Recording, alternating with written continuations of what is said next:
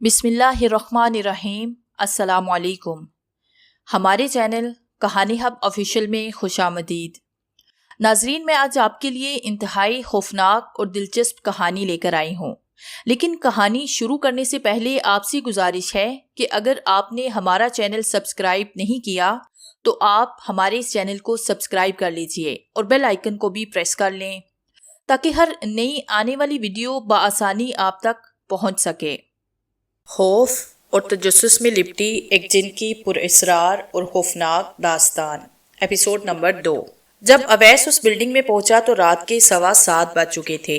अवैस सीढ़ियों के जरिए से दूसरी मंजिल पर पहुंचा क्योंकि लिफ्ट के दरवाजे पर एक पर्ची चिपका थी जिस पर लिखा था कि लिफ्ट खराब है। जो फ्लैट वो किराए पर लेना चाहता था उसके दरवाजे पर खड़ा होकर उसने जो ही हैंडल पर हाथ रखा, दरवाजा खुला हुआ था। इसका मतलब था कि प्रॉपर्टी डीलर अंदर मौजूद है। अवैस को अंदर जाने के लिए दरवाजे पर दस्तक देने की कोई जरूरत नहीं थी क्योंकि वो खाली फ्लैट था। वो बिना तरद्दुद अंदर जा सकता था। जो ही अवैस ने अंदर कदम रखा उसे एक रोबदार आवाज सुनाई दी और वो चौंक कर रुक गया। आवाज उसकी समाज से टकराई। तेरा पीछा करते हुए यहाँ तक आए हैं, हमारी किसी बात पर तुम ध्यान नहीं दे रहे, तुझे कितनी बार फोन किए, पैगाम भेजे और तू है कि कोई लिफ्ट ही नहीं। मैं तुम लोगों की अब मजीद कोई जरूरत पूरी नहीं कर सकता। ये प्रॉपर्टी डीलर की आवाज थी। इसका नतीजा क्या हो सकता है जानते हो? एक तो उसकी आवाज गिरजदार थी और दूसरा फ्लैट खाली होने की वजह से आवाज और भी गूंज रही थी। अवैस ये जानने के लिए कि ये लोग कौन हैं आगे बढ़ा और ड्राइंग रूम में चला गया।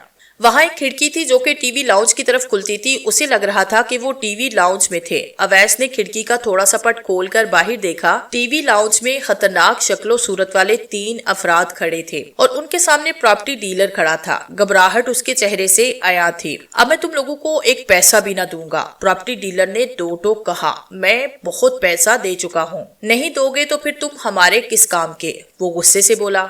हम तो उसे रखते हैं जो हमारे काम का हो। बेहतर है कि तुम लोग यहाँ से चले जाओ। प्रॉपर्टी डीलर ने दरवाजे की तरफ इशारा किया और कोशिश करना कि आइंदा तुम मुझसे कोई राब्ता न करो। उस आदमी ने अपने साथियों की तरफ देखा। चलो भाई सब चलने के लिए कह रहे हैं। वो तीनों जाने के लिए जो ही दरवाजे की तरफ बढ़े, यकदम बुर्क रफ्तारी से वो आदमी घूमा और हाथ में पकड़े लंबे फल वाले चाकू को प्रॉपर्टी डीलर के सीने में उतार दिया। यकदम खून का फवारा चल पड़ा। ये देखते ही अवैस की चीख निकलते निकलते रह गई। प्रॉपर्टी डीलर गिर गया और तड़पने लगा। खून से सारा फर्श भर गया था। वो कुछ देर उसे देखते रहे और जैसे ही प्रॉपर्टी डीलर साकित हुआ दरवाजा खोलकर बाहर निकल गए।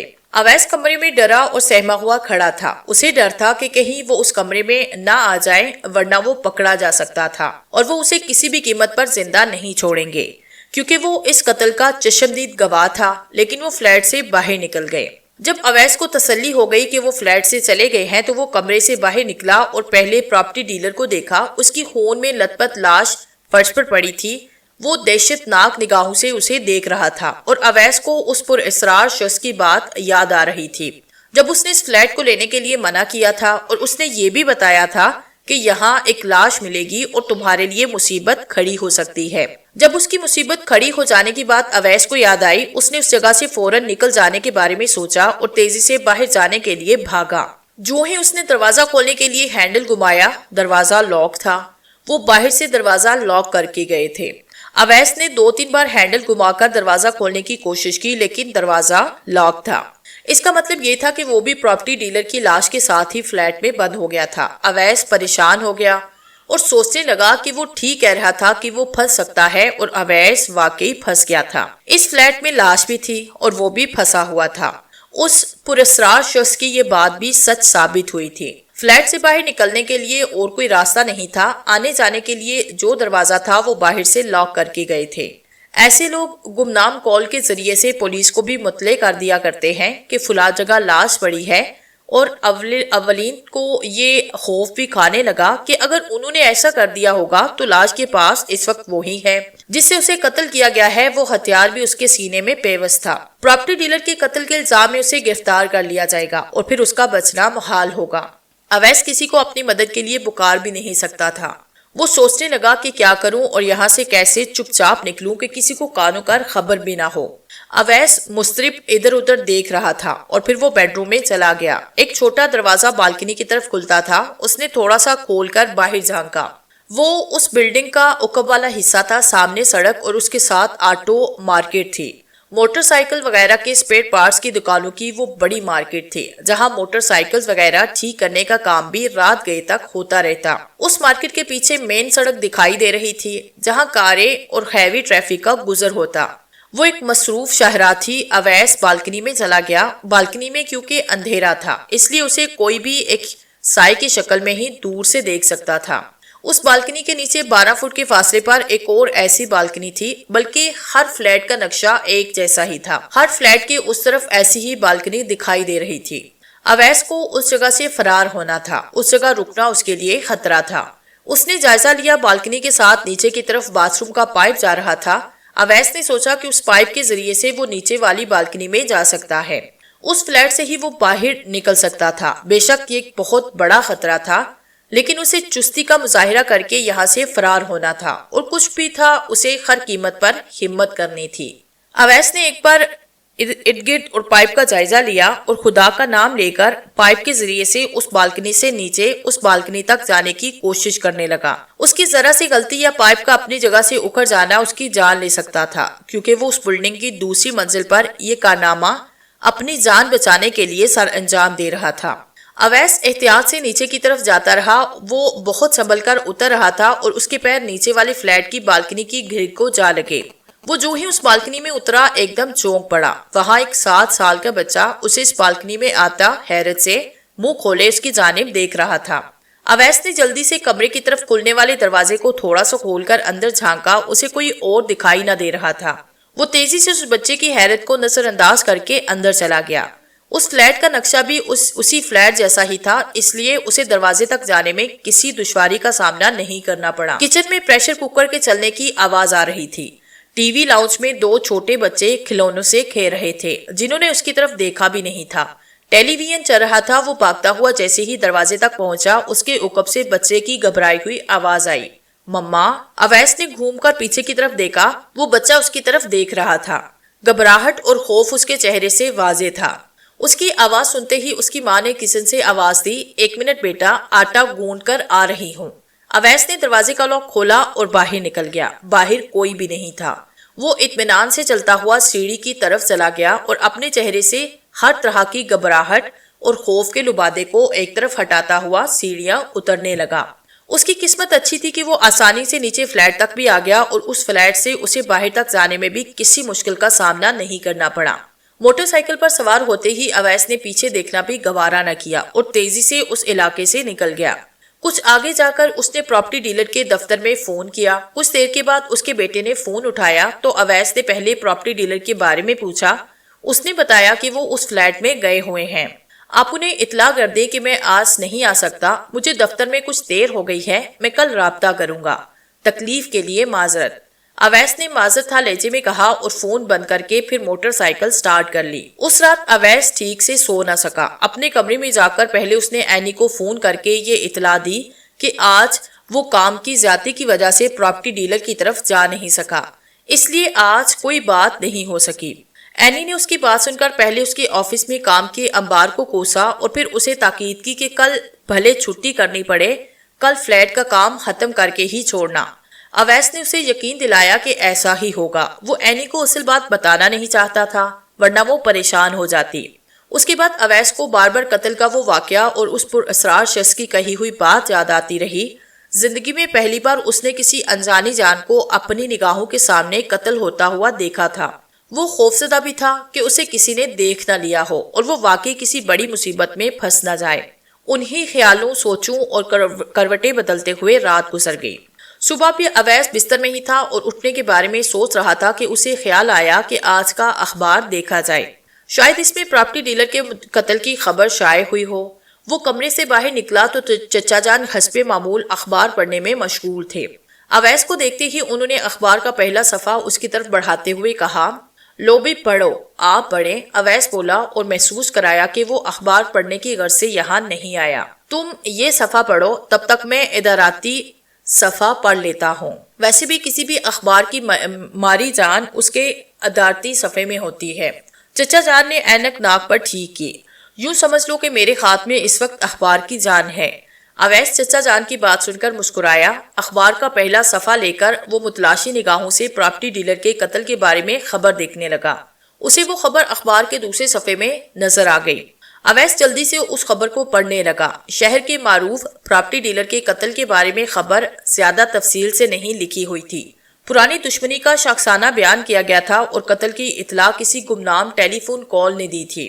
اس کے علاوہ اور کوئی ایسی بات نہیں لکھی تھی۔ اویس نے اخبار ایک طرف رکھا۔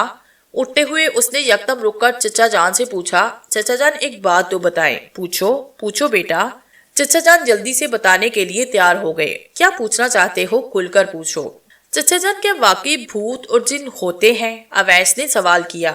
یہ حقیقت ہے یا پھر کوئی کہانی ہے؟ چچا جان نے جیسے ہی اس کا سوال سنا ان کے اندر جیسے ایک طاقت سی آ گئی تھی۔ ان کا پسندیدہ موضوع تھا، چنانچہ وہ بولے، یہ سوال تو تم نے پہلے بھی پوچھا تھا، میرا مطلب ہے کہ جن انسان کی طرح ہوتے ہیں۔ اویس نے جلدی سے سوال گھمایا۔ ان کے پاس طاقت ہوتی ہے کہ وہ کوئی بھی روپ اختیار کر سکتے ہیں۔ چچا جان نے بتانے کے بعد اس کی جانب دیکھا اور مسکراتے ہوئے بولے، کیا بات ہے، آج کل کسی جن سے تو ملاقات نہیں ہو رہی؟ ارے نہیں چچا جان، میں تو ایسے ہی پوچھ رہا ہوں۔ ویسے چچا جان ہم کیسے یہ جان سکتے ہیں کہ ہمارے سامنے کوئی انسان نہیں بلکہ جن کھڑا ہے؟ اویس نے ایک اور سوال پوچھا۔ اس بارے میں کوئی عام انسان نہیں جان سکتا، یہ عالم لوگ ہی جان سکتے ہیں، یہ انہی کا کام ہے۔ اویس نے گردن اسبات میں ہلائی۔ ٹھیک ہے چچا جان، شام کو بات ہوگی، ابھی مجھے جانے کے لیے تیار ہونا ہے۔ شام کو جلدی آنا، میں تمہیں کچھ اور بھی بتاؤں گا، چچا جان بولے۔ وہ اس موضوع پر اور بھی بات کرنے کے لیے پوری طرح سے پلٹولے ہوئے تھے۔ اویس اب اس موضوع پر مزید بات نہیں کرنا چاہتا تھا۔ اس نے اپنی گھڑی پہ وقت دیکھا۔ ہاں کیوں نہیں چچا جان، شام کو بات کرتے ہیں۔ وہ تیار ہونے کے لیے اپنے کمرے میں چلا گیا۔ اس واقعے کے بعد اویس چاہتا تھا کہ وہ اس پر اسرار شخص اسے جلد از جلد ملے تاکہ وہ اس کی دوستی بھی قبول کرے اور اس کے بارے میں جاننے کی کوشش بھی کرے، لیکن سارا دن گزر جانے کے باوجود وہ پر اسرار شخص جن یا پھر جو کوئی بھی تھا اسے کہیں دکھائی نہ دیا، اور نہ ہی اس نے سامنے آ کر پہلے کی طرح اس کا راستہ روکا۔ وہ جو کچھ بھی کہتا تھا وہ ٹھیک ہی ہوتا تھا، اس کی کہی ہوئی ایک بات بھی غلط ثابت نہیں ہوئی تھی۔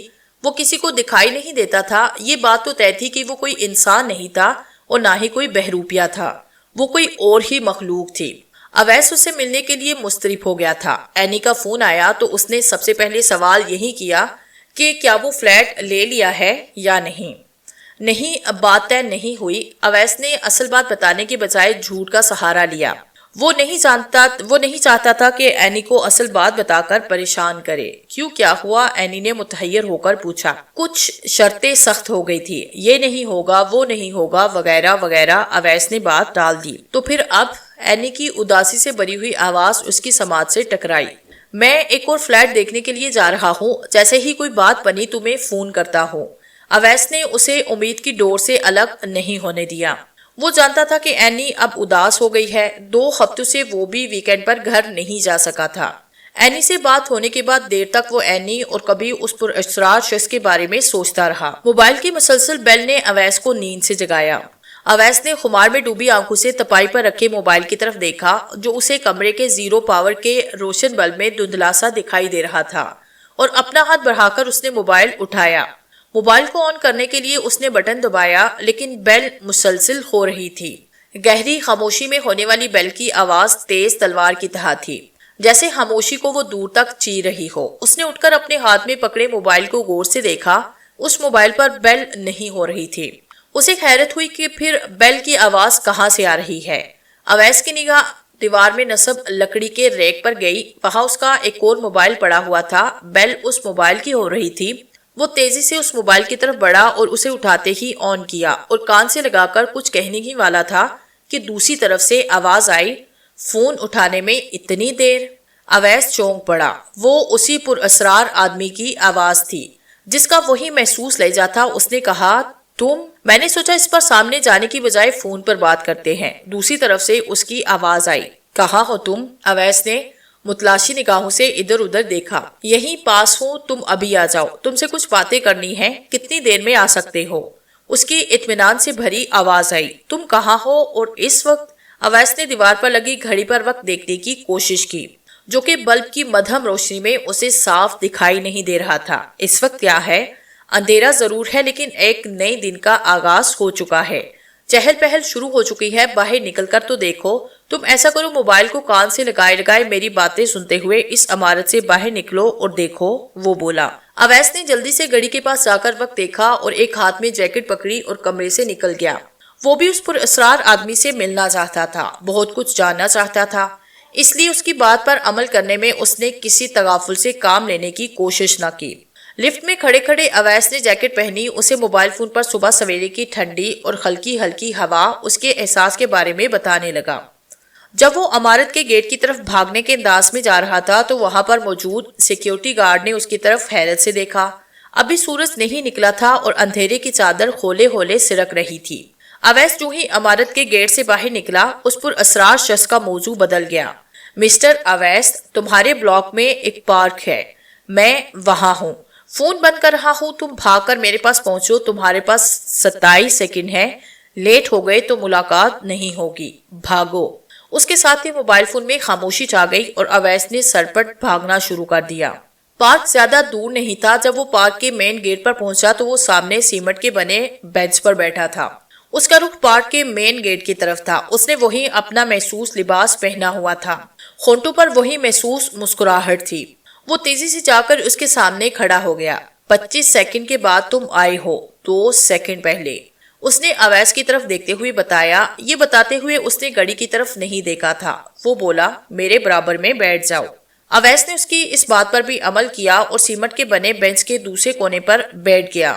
ان دونوں کے درمیان باقی بینچ کی جگہ خالی تھی۔ اویس نے پارک میں نظر دوڑائی، اکا دکا ہی کوئی نظر آ رہا تھا۔ اس جگہ سردی کا بھی کچھ زیادہ ہی احساس تھا، لیکن وہ بڑے اطمینان سے بیٹھا ہوا تھا۔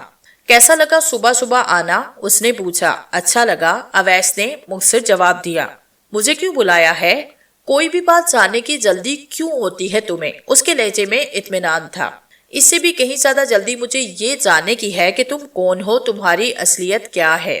وہ چپ ہو کر سامنے دیکھنے لگا۔ دن کا اجالا پھیل رہا تھا، دور سورج کی جگہ لالی پھوٹ رہی تھی۔ پارک میں آنے والوں کا رش بڑھ گیا تھا۔ اویس کو پہلی بار اس بات کا اندازہ ہوا کہ صبح سویرے سردی کی پرواہ کیے بغیر کتنے لوگ سیر کے لیے آتے ہیں۔ جو لوگ صبح سویرے سیر کرنے کے عادی ہوتے ہیں ان کے لیے سردی گرمی کوئی معنی نہیں رکھتی۔ وہ بولا، ایک وعدہ کرو۔ کیا وعدہ کروں؟ اویس نے پوچھا۔ میرے بارے میں تمہیں جو بھی بتاؤں گا یا جو بھی تم جانو گے اپنے تک ہی رکھو گے، کسی کو بھی اس کے بارے میں نہیں بتاؤ گے۔ میرا راز تم کسی کو نہیں بتاؤ گے، اس نے تاکید کی۔ لیکن میں اپنی بیوی سے کوئی بات نہیں چھپاتا، اویس نے صاف لفظوں میں بتایا۔ وقت آئے گا تو تم اسے بتا دینا، لیکن تم اس سے بھی میرے بارے میں چھپا کر رکھو گے۔ کچھ دیر کی خاموشی قائل رہنے کے بعد اس نے اٹھتے ہوئے سورج کی طرف دیکھتے ہوئے کہا، میرا تعلق تمہاری دنیا سے نہیں، میں انسان نہیں ہوں۔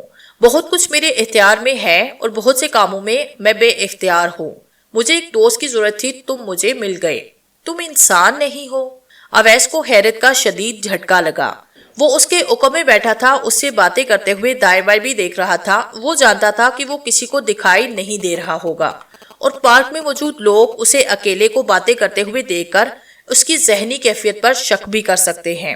اس لیے وہ بات کرتے ہوئے بڑی احتیاط سے کام لے رہا تھا۔ نہیں، میں انسان نہیں ہوں۔ وہ اس کی طرف گھوما۔ جن ہو یا پھر بھوت ہو؟ اویس نے اس کی آنکھوں میں جھانکا۔ اس کے منہ سے یہ حقیقت جان کر اس کے جسم میں ایک سنسنی سی دوڑ گئی۔ خوف کا ایک جھٹکا اسے لگا۔ تم مجھے کوئی بھی نام دے دو، اس سے کوئی فرق نہیں پڑتا، وہ مزید بولا۔ میں کچھ بھی ہوں، تمہیں مجھ سے ڈرنے کی ضرورت نہیں، میں تمہیں کچھ نقصان نہیں پہنچا سکتا۔ اس سے پہلے اویس نے اس کے لہجے میں اتنی گہری متانت نہیں دیکھی تھی۔ اس کی اس بات سے اویس کو کچھ تسلی ہوئی اور جو خوف اس کے جسم میں سرایت کر گیا تھا وہ کم ہوا۔ تمہارا نام کیا ہے؟ تم مجھے جو بھی کہہ کر پکارنا چاہو پکار لو، وہی میرا نام ہوگا، مجھے کوئی اعتراض نہیں ہوگا۔ دوست ہونے کا دعویٰ بھی کرتے ہو اور باتیں بھی چھپاتے ہو، اویس نے شکوہ کیا۔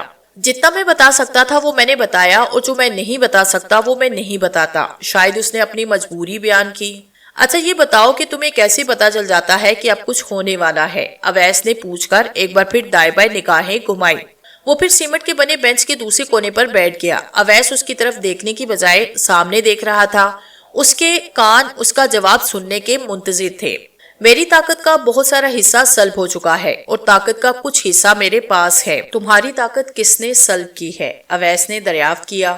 بہت سی باتیں میں تمہیں اپنی کسی مجبوری کی وجہ سے نہیں بتا سکتا، بہت کچھ تمہیں وقت کے ساتھ ساتھ پتا چلتا رہے گا۔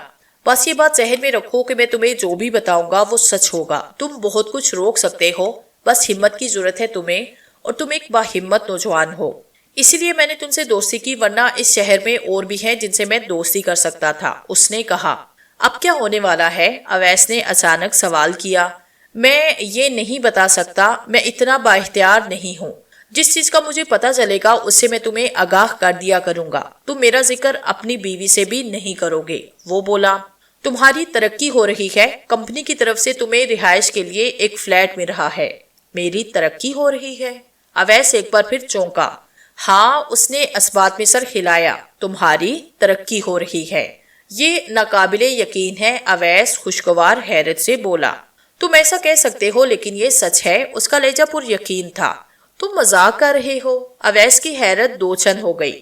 کمپنی کی طرف سے جو تمہیں فلیٹ ملے گا وہ جس بلڈنگ میں ہے اس پلاٹ کا نمبر 27 ہے، دوسری منزل کا 7واں فلیٹ، اور اس فلیٹ کا نمبر ہے 27۔ اس نے اس کی حیرت نظر انداز کرتے ہوئے بتایا۔ اس پر اویس کو حیرت دوسری بات پر ہو رہی تھی، اور حیرت کی وجہ تھی وہ 27 کا ہندسہ جو بار بار آ رہا تھا۔ پلاٹ نمبر 27، دوسری منزل کا 7واں فلیٹ، یعنی کہ 2 اور 7، اور جو فلیٹ اسے مل رہا ہے اس کا نمبر ہے 27۔ تمہاری زندگی میں 27 کے ہندسے کی بہت اہمیت ہے۔ اس نے یہ کہہ کر اویس کو مزید حیران ہونے پہ مجبور کیا۔ 27 کا ہندسہ؟ اویس نے حیرت میں غوطہ زن دہرایا۔ ہاں، جیسے تم نے کمپنی میں 27 تاریخ کو انٹرویو دیا تھا، 27 تاریخ کو تمہیں نوکری ملنے کا لیٹر ملا، تمہاری شادی 27 تاریخ کو ہوئی، تمہاری تاریخ پیدائش 27 ہے۔ وہ ایک کے بعد ایک بتانے لگا۔ اس کے بتانے پر اویس کو پہلی بار احساس ہوا کہ 27 تاریخ کس قدر اس کے ساتھ منسلک ہے، اور اس کی اہمیت بھی اجاگر ہو کر اس کے سامنے آئی۔ اویس نے کبھی اس طرف دھیان نہ دیا تھا، اس کا منہ حیرت سے کھل گیا تھا۔ جاؤ اور اپنی ترقی کا مزہ لو، وہ کہہ کر اٹھا اور ایک طرف چل پڑا۔ اویس تیزی سے اس کے پیچھے چل پڑا، لیکن وہ اسے کچھ کہہ نہیں سکتا تھا کیونکہ آس پاس اس کے وہاں لوگ موجود تھے، اور وہ نہیں چاہتا تھا کہ ان کے سامنے وہ اکیلا باتیں کرتا ہوا پاگل دکھائی دے۔ اویس اس کے ساتھ پارک سے باہر نکلا، وہ اس کے آگے آگے چل رہا تھا۔ باہر آتے ہی پارک کے جنگلے کے ساتھ لگ کر کھڑا ہو گیا۔ اس جگہ وہ اس سے بات کر سکتا تھا۔ ہاں، کیا بات ہے؟ اس پر اسرار شخص نے اویس کی طرف دیکھتے ہوئے پوچھا۔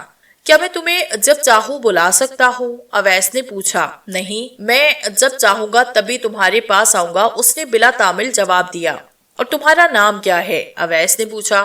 جو تم چاہو کہہ کر بلا لیا کرو، اس نے پھر وہی جواب دیا۔ مثلاً؟ اویس کی آنکھوں میں سوال تھا۔ جو بھی، اس نے خوش دلی سے کہا اور ہنسا۔ تم اپنی مرضی کے مالک ہو، اچانک آتے ہو اور اچانک چلے جاتے ہو، اچانک کچھ بھی کہہ دیتے ہو، تم اپنی مرضی کے راجا ہو۔ میں تمہارا نام کیا تجویز کر سکتا ہوں؟ اویس نے کہا۔ وہ مسکرایا اور بولا، میرا نام شمک ہے۔ شمک؟ یہ کیا نام ہوا؟ اویس نے اس کا نام لیتے ہوئے عجیب سا منہ بنایا۔ اس لیے تو کہا تھا کہ تم مجھے جو بھی نام دینا چاہتے ہو دے دو۔ وہ بولا، تم مجھے اس نام سے پکار سکتے ہو۔ پھر ہاتھ ملاؤ، آج سے میں تمہارے ساتھ دوستی پکی کرتا ہوں۔ اویس نے اس کی طرف مسافے کے لیے ہاتھ بڑھایا۔ وہ اس سے کئی بار مل چکا تھا، آج اس نے اپنی حقیقت اس پہ عیاں کر دی تھی۔ اویس کو خوف بھی محسوس ہوا تھا، لیکن وہ جلد ہی اس کی باتوں سے معدوم ہو گیا تھا۔ وقت آیا تو تم سے گلے ملوں گا۔ شمک مسکرایا، اس نے اویس سے مصافحہ نہیں کیا۔ اویس نے اپنا بڑا ہوا ہاتھ ہٹایا۔ وہ بولا، ایک بات یاد رکھنا، جس موبائل پر میں نے تم سے رابطہ کیا تھا اسے ہمیشہ اپنے پاس رکھنا، میرا تم سے اسی فون پر رابطہ ہوگا۔ چند ثانیے کی خاموشی کے بعد اس نے پھر کہا، وہ دیکھو۔ اس نے دائیں طرف اشارہ کیا اور اویس کی گردن اس جانب گھومی۔ وہاں کوئی خاص بات نہیں تھی۔ جو ہی اس نے دوبارہ اس کی طرف دیکھا وہ اس جگہ موجود نہیں تھا، وہ اس کی نگاہوں سے غائب ہو چکا تھا۔ آج اس نے اویس کو جو کچھ اپنے بارے میں بتایا اس سے اسے کم از کم یہ تسلی تو ہوئی تھی کہ وہ کون ہے۔ عام حالات میں اگر کوئی ایسی مخلوق اسے کہتی کہ میں انسان نہیں ہوں تو شاید وہ ڈر کر کانپنے لگتا، ممکن تھا کہ وہ سنتے ہی بے ہوش ہو جاتا، لیکن وہ بڑی ہوشیاری سے اس کی زندگی میں داخل ہوا تھا۔ پہلے اس نے اپنا اعتماد اس پہ بحال کیا، اس کے بعد اس نے اپنی حقیقت اس پہ عیاں کی، جبکہ اس کا ذہن پہلے ہی اس بات کو قبول کر چکا تھا کہ وہ انسان نہیں ہے۔ اس لیے جیسے ہی اس نے اپنی زبان سے کہا کہ وہ انسان نہیں، تو جو خوف یکدم اس پہ غالب ہوا تھا وہ جلدی سے معدوم بھی ہو گیا۔ اپنے کمرے میں جا کر جب اویس نے وہ موبائل فون الماری میں اسی جگہ رکھا تو وہ چونک سا گیا۔ اویس نے مڑ کر دوبارہ فون اٹھایا۔ اس کی حیرہ نگاہیں موبائل سے پہلے اس کے پاس بڑی بیٹری پر گئی اور پھر اس نے موبائل کو دیکھا۔ وہ موبائل اس کے استعمال میں نہیں ہوتا تھا۔ اس کی بیٹری اور سم کارڈ نکال کر اس نے رکھا ہوا تھا اور موبائل کے آن ہونے کا سوال ہی پیدا نہیں ہوتا تھا، اور اسی موبائل پر اسے مسٹر شمک کی کال آئی تھی اور جاتے ہوئے یہ بھی تاکید کی تھی کہ وہ اس فون کو ہمیشہ اپنے پاس رکھے، اسی فون پر وہ اس سے رابطہ کیا کرے گا۔ بہت دیر تک وہ اس پر حیران ہوتا رہا اور اس موبائل فون کو اٹھا کر اپنے دوسرے موبائل کے پاس رکھ دیا جو اس کے استعمال میں رہتا تھا۔ اویس آفس پہنچا تو نوٹس بورڈ پر ایک نوٹس چھپا تھا جس میں لکھا ہوا تھا کہ آج دن 11 بجے ایک چھوٹی سی تقریب ہے جس میں ترقی پانے والوں کے نام اناؤنس کیے جائیں گے۔ یہ نوٹس پڑھ کر وہ بہت پرجوش ہو گیا۔ اس کے ذہن میں کوئی ابہام نہیں تھا۔ اپنی ترقی کے بارے میں وہ اب اپنے افسران کے منہ سے سننا چاہتا تھا۔ یہ تو اس کے علم میں ہی تھا کہ اس کی ترقی ہو رہی ہے اور اسے رہائش کے لیے ایک فلیٹ بھی مل جائے گا۔ 11:30 بجے کے قریب وہ سب میٹنگ ہال میں جمع ہونا شروع ہو گئے۔ پھر افسران آئے۔ رسمی باتوں اور کام کرنے والوں کی کارکردگی کو سراہتے ہوئے مختصر تقریر ہوئی۔ اس کے بعد ترقی پانے والے پہلے شخص کا نام لیا گیا، پھر دوسرے کا، اور تیسرا نام جب اویس کا پکارا گیا تو سب کے چہرے حیرت سے دنگ رہ گئے۔ شاید کسی کو یہ شک بھی نہیں تھا کہ اویس کی ترقی ہو جائے گی۔ جہاں اسے کچھ اور مراحت سے نوازا گیا وہاں اسے فلیٹ کی چابی بھی دی گئی جہاں وہ رہائش اختیار کر سکتا تھا۔ پلاٹ نمبر 27 کی دوسری منزل میں واقع وہ 7واں فلیٹ تھا جس کا نمبر 27 تھا۔ تالیوں کی گونج میں جب اویس فلیٹ کی چابی لے رہا تھا تو اس کی چور متلاشی نگاہیں مسٹر شمک کو دیکھ رہی تھی کہ شاید وہ یہاں کہیں ہو، لیکن وہ اسے کہیں بھی دکھائی نہ دیا۔ ترقی پانے پر اویس کو سب نے مبارکباد دی، کسی نے دل سے تو کسی نے محض رسمن ادا کی تھی۔ ایک مبارکباد ایسی تھی جس کے بارے میں وہ جانتا تھا کہ وہ خلوص دل سے ہے۔ وہ مبارکباد مس عطیہ کی تھی۔ مس عطیہ اس کی کولیگ تھی۔ وہ ایک اچھی اور دل کی صاف لڑکی تھی۔ وہ سب کے بارے میں اچھا سوچتی، اس کے دل میں کسی کے لیے بھی کوئی میل نہیں تھی۔ اب آپ کی طرف ایک اچھا سا ڈنر بنتا ہے، مس عطیہ نے اویس کی جانب مسکرا کر دیکھتے ہوئے کہا۔ ہاں ہاں کیوں نہیں، میری بیوی آ جائے پھر تمہیں گھر بلاؤں گا، تو میری بیوی سے بھی ملنا اور اچھا سا ڈنر بھی ہوگا، اویس خوش دلی سے بولا۔ زبردست، کب آ رہی ہے وہ؟ مس عطیہ خوش ہو گئی۔ شاید چند دنوں میں، اویس نے اپنے کندھے اچکائے۔ میں آپ کی بیوی سے ضرور ملنا چاہوں گی۔ مس عطیہ مسکرا رہی تھی۔ ضرور ملواؤں گا، اویس نے سر ہلایا۔ وش یو گڈ لک، اس نے کہا۔ تھینک یو سو مچ۔ عطیہ کی جاتے ہی اویس نے سب سے پہلے اپنے والدین کو اپنی ترقی کی خوشخبری سنائی۔ ان سے ڈھیروں دعائیں لینے کے بعد جب اس نے اینی کو بتایا کہ ترقی کے ساتھ انہیں رہائش کے لیے ایک فلیٹ بھی مل رہا ہے تو سنتے ہی وہ پھولے نہ سما رہی تھی۔ اس خوشخبری کو سن کر اسے بات ہونا مشکل ہو رہی تھی۔ اویس نے اینی کو بتایا کہ اس اتوار کو وہ گھر آ رہا ہے اور پھر وہ بھی اس کے ساتھ ہی آ جائے گی۔ ان دونوں کے لیے یہ تصور ہی بہت پرمسرت تھا کہ اب وہ ایک ساتھ ایک شہر میں رہیں گے۔ پلاٹ نمبر 27 کی دوسری منزل کا 7واں فلیٹ جس کا نمبر 27 تھا، اس کے دروازے کے سامنے اویس کھڑا تھا۔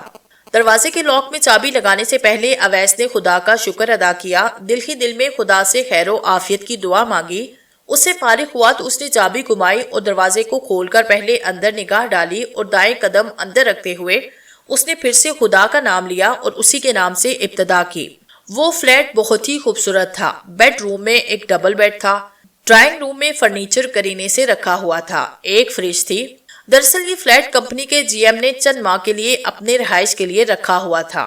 یہ تمام سہولتیں انہیں کمپنی نے دی تھی اور جب وہ اپنی ذاتی رہائش میں چلے گئے تو یہ سامان جو کا تو ہی پڑا رہا جسے استعمال کرنے کی کمپنی نے اویس کو اجازت دے دی تھی۔ اویس اور اینی کے لیے اس فلیٹ میں رہائش اختیار کرنا کچھ مشکل نہیں تھا۔ 3 دن کے بعد سنڈے تھا اور اویس کو اس دن کا شدت سے انتظار تھا۔ فلیٹ کو دیکھنے کے بعد جب اویس باہر نکلا تو اس کے اسی موبائل فون کی گھنٹی بجنے لگی جس کے اندر بیٹری بنی ہی تھی۔ بیل ہوتے وقت اس کی روشنی بھی نہیں جا رہی تھی اور اسکرین بھی اندھیرے میں ڈوبی ہوئی تھی، بس بیل ہو رہی تھی۔ ہاں مسٹر شمک، اویس نے موبائل فون کان کو لگاتے ہی کہا۔ کیا حال ہے؟ وہ اپنے محسوس لہجے میں بولا۔ ہاں ٹھیک ہوں، اویس نے جواب دیا۔ کیسا لگا فلیٹ؟ اس کی محسوس آواز ابھری۔ خوبصورت ہے، مجھے تو بڑا ہی اچھا لگا، میں نے تو سوچا بھی نہیں تھا کہ مجھے ایسا فلیٹ مل جائے گا۔ اویس کی آواز خوشی میں ڈوبی ہوئی تھی۔ خوش قسمت ہو کہ ایسی اچھی کامیابی اتنی جلدی مل گئی ہے۔ اب ایک کام کرو، وہ بولا۔ وہ کیا؟ اویس نے فوراً دریافت کیا۔ جب اپنی بیوی کو اس فلیٹ میں لے آؤ تو اگلے ہفتے آفس سے ایک ماہ کے لیے چھٹیاں لے لینا، مسٹر شمک نے کہا۔ وہ کیوں؟ اویس نے حیرت سے پوچھا۔ تم نے کبھی چھٹی نہیں کی، آسانی سے چھٹیاں مل جائیں گی، بس تھوڑی سی رد و بدل کے ساتھ اس کی آواز آئی۔ رد و بدل؟ وہ کیا؟ اویس کے لہجے میں حیرت تھی۔ اگلے ہفتے تمہاری سالگرہ بھی ہے نا؟ وہ یکدم بولا۔ تمہیں میری سالگرہ کا پتہ ہے کیا؟ اویس نے اس بات میں سر ہلاتے ہوئے یوں کہا جیسے وہ اس کے سامنے کھڑا تھا۔ پتہ ہے تو کہہ رہا ہوں، مجھے تمہاری سالگرہ کی تاریخ یاد ہے۔ گڈ لک، وہ بولا۔ سنو، میں تم سے ملنا چاہتا ہوں، اویس نے کہا۔ ابھی نہیں مسٹر شمک، میں تم سے ملنا چاہتا ہوں، اویس نے زور دے دیا۔ دوسری طرف سے آواز آنا بند ہو گئی۔ اویس نے 2-3 بار ہیلو ہیلو کہہ کر موبائل اپنی جیب میں رکھ لیا۔ عجیب تھا، اس کا آنا جانا، بولنا، کچھ کہنا، چپ ہونا، سب کچھ اچانک ہی ہوتا تھا۔ فلیٹ ملنے کی خوشخبری جب اویس نے چچا جان اور سب گھر والوں کو سنائی تو وہ بھی بہت خوش ہوئے، اور جب اس نے یہ بتایا کہ اب وہ وہاں منتقل ہو جائے گا تو سب جیسے اداس ہو گئے۔ لیکن چچا جان نے یہ کہہ کر سب کی اداسی دور کی کہ اویس کون سا دور جا رہا ہے، یہاں سے 7 کلومیٹر کے فاصلے پر ہی تو اس کا فلیٹ ہے۔ اپنی گاڑی میں جاؤ تو مزے، ورنہ اس جگہ تک یہاں سے 2 نمبر بس جاتی ہے، یہ بھی آ جایا کریں گے اور ہم بھی چلے جایا کریں گے۔ بہرحال سبھی بہت خوش ہوئے۔ یہاں اویس ایک بات اور سوچ رہا تھا، اس جگہ سے اس علاقے کا فاصلہ 7 کلومیٹر تھا جہاں اسے فلیٹ ملا تھا، اور یہاں سے وہاں تک 2 نمبر بس جاتی تھی، یعنی کہ کسی نہ کسی طرح سے 2 اور 7 کا ہندسہ یہاں بھی منسلک تھا۔ اویس آفس میں کام کر رہا تھا جب اسے چچا جان کا فون موصول ہوا کہ انہیں حافظ عبدالقدوس صاحب کا فون آیا تھا کہ وہ اس سے آج ہی ملنا چاہتے ہیں۔ اویس کچھ دیر کے بعد آفس سے ان سے ملنے کے لیے نکل گیا۔ اویس کی آمد کے بارے میں جانتے ہی انہوں نے اسے اپنے محسوس کمرے میں بلا لیا۔ کمرہ مسحور کن خوشبو کی مہک سے نہایا ہوا تھا۔ اس کمرے میں جاتے ہی ایک عجیب ہلکے پھلکے سکون کا احساس آدمی کو اپنے حصار میں لے لیتا تھا۔ کچھ خیر خیریت کی باتوں کے بعد وہ اپنے شیریں لہجے میں بولے، آپ سے ایک بات پوچھنا تھی۔ جی حکم کیجئے، اویس سعادت مندی سے گویا ہوا۔ اس دن ہم فجر کی نماز کے بعد ٹہلنے کے لیے باہر نکلے تو آپ صبح پارک میں موجود تھے، انہوں نے کہہ کر اویس کی جانب دیکھا۔ ہاں، میں اس دن وہاں موجود تھا۔ صبح سویرے پارک میں ہونے والی مسٹر شمک سے ملاقات اس کے ذہن میں گھوم گئی۔ آپ کے ساتھ ایک صاحب بھی تھے، ان کی نگاہیں بدسور اویس کے چہرے پر جمی تھی۔ اویس ان کی بات سن کر کچھ تذبذب کا شکار ہوا۔ ہاں، آپ نے دیکھا تھا کیا؟ کب سے ملاقات ہے ان کے ساتھ؟ انہوں نے سوال کیا۔ اویس کی سمجھ میں نہیں آ رہا تھا کہ وہ جواب کیا دے۔ یہ حقیقت تھی کہ وہ ان سے قطعاً جھوٹ بول نہیں سکتا تھا۔ یہی کوئی 20-25 دن ہو گئے ہیں۔ ہم اسی وقت آپ کی طرف آنا چاہتے تھے، لیکن وہ اٹھ کر باہر کی طرف چلا گیا، اس کے ساتھ ہی آپ بھی چل پڑے۔ میں اکیلا ہی تھا، عمر کے اس حصے میں تیز چل نہیں سکتا۔ ابھی وہ کہہ ہی رہے تھے کہ اچانک دروازہ کھلا اور کسی ایسی شخصیت کے آنے کی اطلاع دی جو غیر متوقع اور اچانک ان کے ہاں آ گئی تھی۔ حافظ صاحب سنتے ہی اٹھ کھڑے ہوئے اور بولے، دراصل ہم کل 1 ماہ کے لیے انڈیا جا رہے ہیں۔ مختلف شہروں میں خطاب ہے، اور جو ابھی آئے ہیں وہ میرے استاد ہیں۔ میں معذرت چاہتا ہوں کہ مجھے اسی وقت اپنے استاد محترم کے پاس جانا ہوگا۔ آپ ایک کاغذ پر اپنا نمبر لکھ دیں، میں آپ سے آج ہی رابطہ کروں گا، اور ہاں کبھی موقع ملے تو اس کا بازو پکڑنا، باقی باتیں پھر ہوں گی۔ اس کے ساتھ ہی وہ عزلت میں اپنی جگہ سے اٹھے۔ اپنے استاد محترم کی آمد کے سامنے وہ کسی غفلت سے کام نہیں لینا چاہتے تھے۔ انہوں نے اجازت لی اور اس کمرے سے چلے گئے۔ رات کا کھانا کھانے کے بعد اویس حسب عادت ٹہلنے کے لیے باہر نکل گیا۔ وہ آہستہ آہستہ چلتا ہوا جا رہا تھا۔ اویس اس خیال میں کھویا تھا کہ اب اینی بھی اس کے ساتھ چہل قدمی کے لیے ہوا کرے گی۔ اینی کو چہل قدمی کا اس سے زیادہ شوق تھا اور وہ اس شہر میں آ کر بہت خوش ہوگی۔ اویس اس کے خیالوں میں کھو گیا تھا اور اسے یہ بھی لگنے لگا جیسے اینی اس کے ساتھ چل رہی ہے۔ پھر اچانک اویس کو حافظ صاحب کا خیال آیا، جن کے فون کا وہ اسی وقت سے انتظار کر رہا تھا۔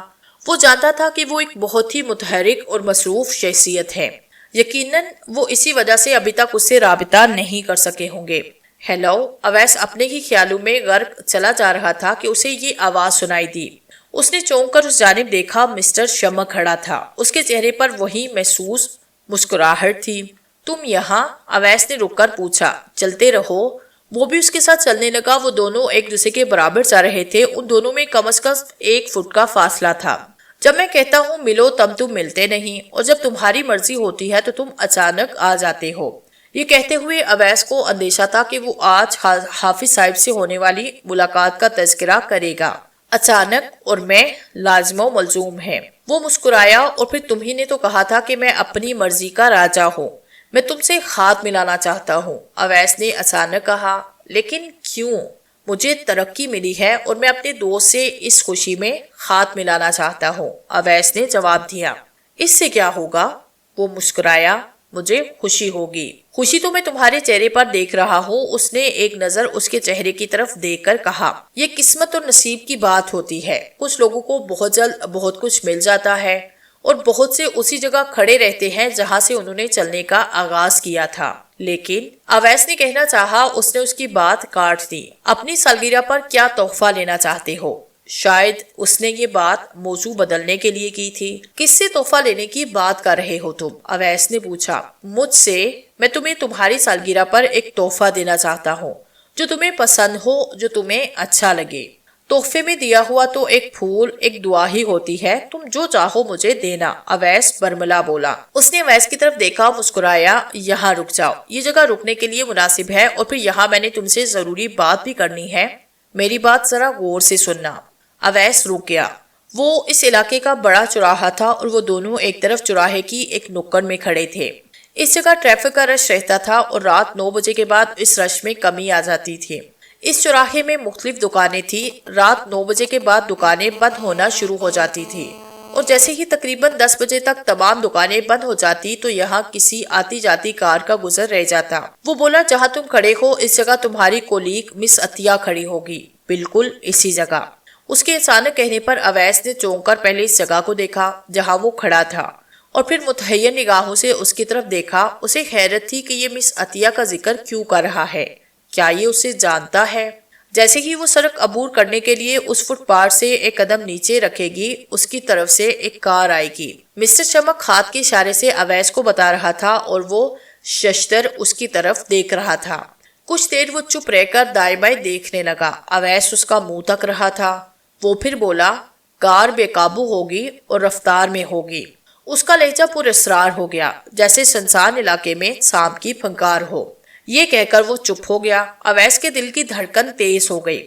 وہ کوشش کر رہا تھا کہ وہ کم سے کم بات کرے کیونکہ لوگ آ جا رہے تھے اور وہ نہیں چاہتا تھا کہ کوئی اسے مشکوک نگاہوں سے دیکھے۔ وہ پھر بولا، وہ کار مس عطیہ کو ٹکر مار دے گی۔ نہیں، اویس کے منہ سے یکدم نکلا۔ اس کے پاس سے گزرتی ہوئی ایک خاتون رک کر اس کی طرف دیکھنے لگی۔ اویس نے یکدم اپنی جیب سے فون نکالا اور کان سے لگایا۔ وہ خاتون سر مار کر آگے چلی گئی۔ دراصل اس کے منہ سے نہیں، یکدم اور خوفزدہ سی آواز میں نکلا تھا کہ اس خاتون کا سر کر رکنا حیرت کی بات نہیں تھی۔ وہ بے قابو کار مس عطیہ کو ٹکر مار دے گی۔ اس نے پھر دہرایا، اور مس عطیہ اس جگہ پر جا گرے گی۔ ایسا نہیں ہوگا، اویس نے تڑپ کر کہا۔ موبائل فون اس کے کان کو لگا ہوا تھا اور وہ ظاہر کر رہا تھا کہ وہ کسی سے فون پر بات کر رہا ہے۔ اس کا لہجہ ان حیرت انگیز لمحات میں بھی آہستہ ہی تھا۔ اس کی نگاہیں مسٹر شمک پر مرکوز تھی۔ ایسا ہوگا، مسٹر شمک نے اویس کی طرف دیکھتے ہوئے بڑے اطمینان سے کہا۔ یہ کب ہوگا؟ اویس نے بےتابی سے پوچھا۔ وہ چپ ہو گیا اور دائیں بائیں دیکھنے لگا۔ اس کی خاموشی اویس کو زہر لگ رہی تھی۔ اویس نے پھر پوچھا، یہ کب ہوگا؟ اویس نے موبائل فون اپنے کان سے لگایا ہوا تھا۔ اسے لگتا تھا کہ وہ کسی سے فون پر بات کر رہا ہے۔ اویس کا لہجہ مضطرب تھا۔ یہ کب ہوگا؟ یہ نہیں جاننا چاہو گے کہ کار میں کون ہوگا؟ اس نے اویس کی بات کا جواب دینے کی بجائے یہ سوال کیا، کون ہوگا کار میں؟ اویس کی بے چینی میں اضافہ ہو گیا۔ سرخ رنگ کی کار بے قابو کار ہوگی، تیزی سے نکلے گی یہاں سے۔ وہ اتنا کہہ کر چپ ہو گیا۔ کار کون چلا رہا ہوگا؟ اویس نے یکدم تیز لہجے میں پوچھا۔ اس کا تیز لہجہ سن کر ارد گرد کے لوگ چونکے، لیکن اس کے کان کو لگا موبائل فون اس کی ڈال بنا ہوا تھا۔ اویس یہ سب سنتے ہی شدید حیرت سے دوچار ہو گیا۔ اس کی نگاہوں میں عجیب سی سرخی اتر آئی۔ اس کا لہجہ خوفناک ہو گیا۔ سرخ کار میں تم ہوگے، وہ کار تم چلا رہے ہوگے۔ میں؟ اویس گھبرایا۔ یہ انکشاف اس کے لیے انتہائی حیران کن تھا کہ جو کار مس عطیہ کو ٹکر مارے گی اس کی ڈرائیونگ سیٹ پر اویس ہوگا۔ اس کی آنکھیں حیرت سے پھیل گئی۔ ہاں تم، اس نے کہا، تم چلا رہے ہوگے وہ سرخ کار۔ لیکن میرے پاس کوئی کار نہیں، بلکہ میرے کزن کے پاس بھی جو کار ہے وہ سفید رنگ کی ہے، اویس نے جلدی سے کہا۔ اس کے دل کی دھڑکن اور تیز ہو گئی اور وہ بولتے ہوئے اس کے ہونٹ تھر تھرانے لگے تھے۔ وہ کار سرخی ہوگی، اس نے جیسے اویس کو یقین دلانے کے انداز میں کہا، اور تمہارے پاس کار آ جائے گی، لیکن وہ سرخ کار میرے پاس کہاں سے آئے گی؟ آئے گی اور ضرور آئے گی۔ اس کے لہجے میں لاپرواہی تھی اور کہتے ہوئے اس میں بے یقینی کی خفیف جھلک بھی عیاں نہیں تھی۔ یہ واقعہ کب ہوگا؟ اویس نے اس خیال سے پوچھا تاکہ وہ وقت سے پہلے اس کا سد باب کر سکے۔ وہ چپ تھا اور اویس اس سے وقت معلوم کرنے کے لیے بے قراری سے اس کی طرف دیکھ رہا تھا۔ وہ یوں دائیں بائیں دیکھ رہا تھا جیسے وہ کسی کو متلاشی نگاہوں سے دیکھ رہا ہو۔ پھر وہ 2 قدم آگے چلا گیا۔ وہ اسے دیکھ رہا تھا اور اس بات کا مطمئن تھا کہ وہ اسے اس کے سوال کا جواب دے تاکہ وہ مس عطیہ کو وقت سے پہلے ہی بچانے کے لیے کوئی کوشش کرے۔ تو میری بات کا جواب کیوں نہیں دے رہے؟ اویس اپنی بے چینی پر قابو نہیں رکھ پا رہا تھا۔ مسٹر شمک چلتا ہوا اس چوک سے آگے چلا گیا اور اویس اس کے ساتھ چل رہا تھا۔ مجھے وہ دکھائی نہیں دے رہا ہے۔ اس نے دور تک دیکھا اور وہ متفکر تھا۔ تم کیا دیکھنے کی کوشش کر رہے ہو؟ اویس نے پوچھا۔ مجھے دیکھنے دو۔